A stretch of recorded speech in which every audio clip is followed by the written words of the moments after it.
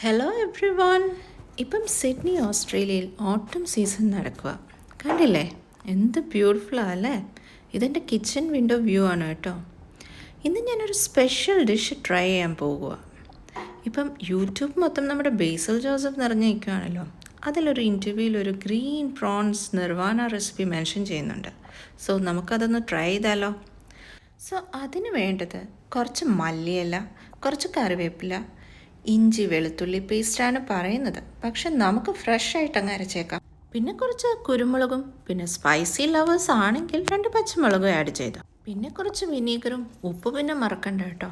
So next step നമ്മുടെ marination ഉണ്ടാക്കുക. അപ്പോൾ നമ്മൾ ഈ എടുത്തു വെച്ച കാര്യങ്ങളെല്ലാം ഈ മിക്സിയിലോട്ടിട്ട് നല്ലപോലെ ഒന്ന് ചേർക്കണം.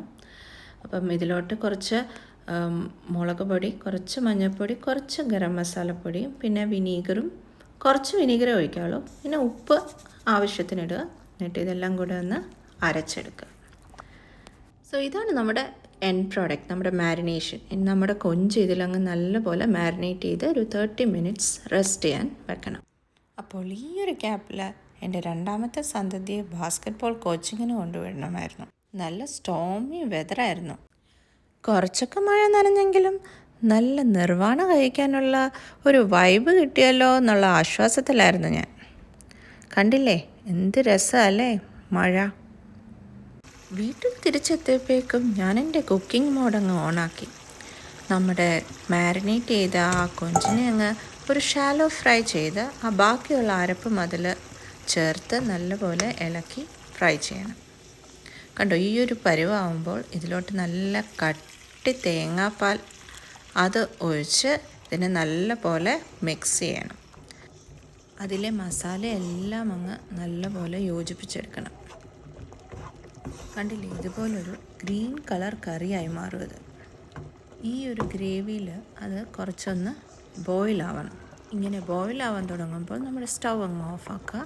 കുറച്ച് ഒരു നുള്ള പഞ്ചസാര ഇതിലോട്ട് ആഡ് ചെയ്ത് ഇതിനെ നല്ലപോലെ ഒന്ന് ഇളക്കണം. ഒന്ന് ടേസ്റ്റൊക്കെ ഒന്ന് ബാലൻസ് ആവാൻ വേണ്ടിയാണ് ഇത് ചെയ്യുന്നത്.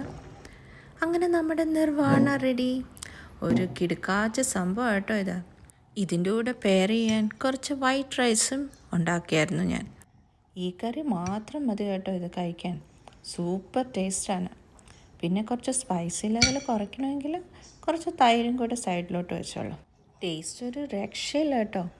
അങ്ങനെ എൻ്റെ കുട്ടി പട്ടാളങ്ങളും ഹാപ്പി. അപ്പം താങ്ക് യു ബേസിൽ ജോസഫ്. ഇനിയൊരു പുതിയ വൈറൽ റെസിപ്പി കണ്ടുപിടിക്കുന്നത് വരെ എല്ലാവർക്കും ബൈ ബൈ.